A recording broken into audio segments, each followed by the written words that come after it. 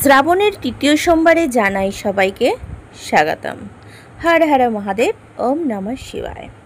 আজকে শ্রাবণের তৃতীয় সোমবার, আর তৃতীয় সোমবারে স্পেশাল সাবু মাখা আজকে আমি বানিয়ে নিয়েছি। তোমরা প্রথম দ্বিতীয় সোমবারেও আমার চ্যানেলে সাবু মাখা রেসিপিটা দেখতে পারো। তবে আজকে সাবু মাখাটা একদম কোনো রকমের চিনি বাতাসা গুড় ছাড়াই বানিয়েছি। তো চলো দেখে নিতে কীরমভাবে বানালাম। কিন্তু খেতে কিন্তু অসম্ভব সুন্দর হয়। আর এইভাবে অনেকেই তো আছো যারা মিষ্টি জিনিসটা খাও না, তবে তাদের জন্য আজকে সাবু মাখাটা অবশ্যই দেখতে থাকো।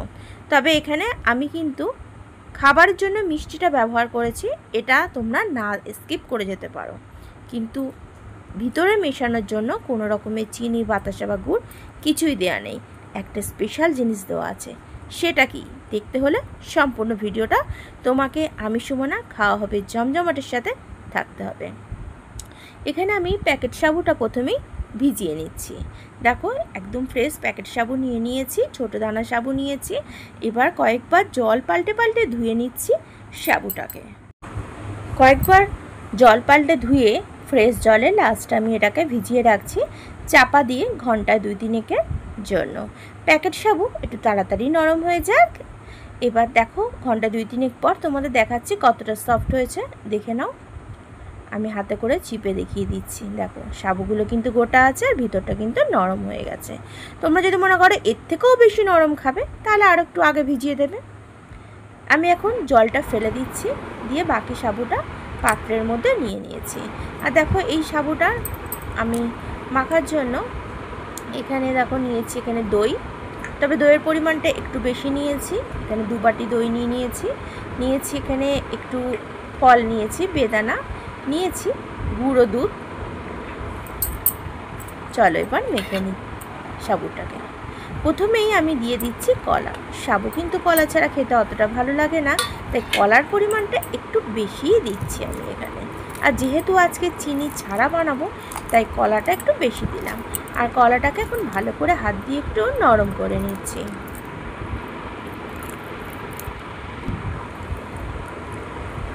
তবে যারা কলা খাও না তারা কিন্তু কলা ছাড়াও বাকি যে উপকরণগুলো আমি এখানে দেবো সেগুলো দিয়ে তোমরা এটা বানাতেই পারো।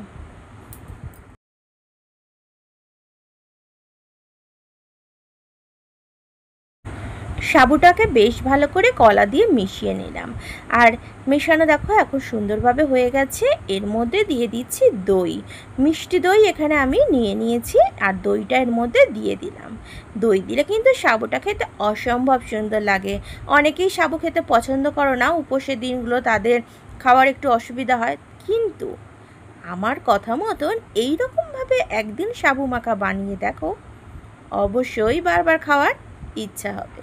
দইটা দিয়ে ভালো করে এখানে মেখে নিলাম। সমস্ত দইটা একসাথে দিলাম না, তবে দুবারেই দইটা আমি দেবো। দইটা দেওয়ার পর মাখিয়ে নিলাম। এখন দিয়ে দিচ্ছি এই গুঁড়ো দুধ। এই গুঁড়ো দুধই হলো আসল সিক্রেট। এই গুঁড়ো দুধ দিলে কিন্তু অসম্ভব স্বাদে ভরা হয়ে যায় আর দারুণ টেস্টিও হয়। গুঁড়ো দুধটা পুরোটা আমি দিয়ে দিলাম। গুঁড়ো দুধটা দিয়ে এখন গুঁড়ো দুধটা ভালো করে মিশিয়ে দিচ্ছি।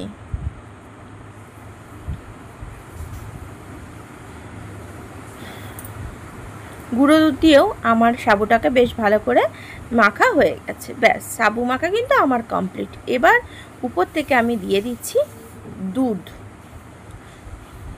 1 বাটি মতন দুধ এখানে দিয়ে দিলাম। দুধটা দিলে সাবুটা কিন্তু একদম পারফেক্ট টেস্ট আসে আর একটা সুন্দর ফ্লেভার বেরোয়, যেটার জন্য খেতে কিন্তু খুবই ভালো লাগে। দুধ দিয়েও আমার ভালো করে এটা মেশানো হয়ে গেল। এখন উপর দিয়ে একটু বেদানা ছড়িয়ে দিচ্ছি। সাদার মধ্যে লালটা কিন্তু দেখতে খুবই সুন্দর লাগে। আজকে অন্য কোনো ফ্রুটস কিন্তু আমি এর মধ্যে দেবো না। উপর দিয়ে অনলি একটু বেদানা ছড়িয়ে দিচ্ছে ডেকোরেশনের জন্য, আর যেটা খেতেও কিন্তু খুবই ভালো লাগে। উপোসের দিন একটু ফ্রুটস খেলে আমাদের শরীরটাও ভালো লাগে। তবে শুধু উপোসের দিন নয়, যে কোনো দিন তোমরা এরকম খাবার একটু খেতেই পারো। তবে রোজ রোজ আমাদের হয়তো রিচ খাবার বা ভাত ডাল তরকারি ভালো নাই লাগতে পারে, টিফিনে কোনো দিন এই সাবু মাখা বানিয়েও খেতে পারো। আর উপর দিয়ে দিলাম দই, আর দিলাম একটি সন্দেশ ডেকোরেশনের জন্য। এটা কিন্তু অপশনাল। আমি সাবু মাখা কিন্তু কোনো চিনি বা গুড় বা বাতাসা ব্যবহার করিনি। তবে তোমরা এই সাবু মাখা খেয়ে দেখো, কথা দিলাম ভালো কিন্তু অবশ্যই লাগতে হবে। আর অবশ্যই এই সাবু মাখা শ্রাবণ মাসের তোমরা এই সোমবারে খেয়ে দেখতেই পারো। আর খাওয়ার পর অবশ্যই কমেন্টস বক্সে জানিও তোমাদের কেমন লাগলো। আর ভালো লাগলে একটা লাইক, কমেন্ট, শেয়ার করো তোমার প্রিয়জনের সাথে। আর যারা নতুন বন্ধু আছো, আজকের ভিডিওটা নতুন দেখছো আমার চ্যানেলে, অবশ্যই চ্যানেলটিকে সাবস্ক্রাইব করে নিও। আর পাশে থাকা বেল আইকনটিতে ক্লিক করতে ভুলো না। যখন যে রেসিপি আপলোড করব তার ইনস্ট্যান্ট নোটিফিকেশান পৌঁছে যাবে তোমার কাছে।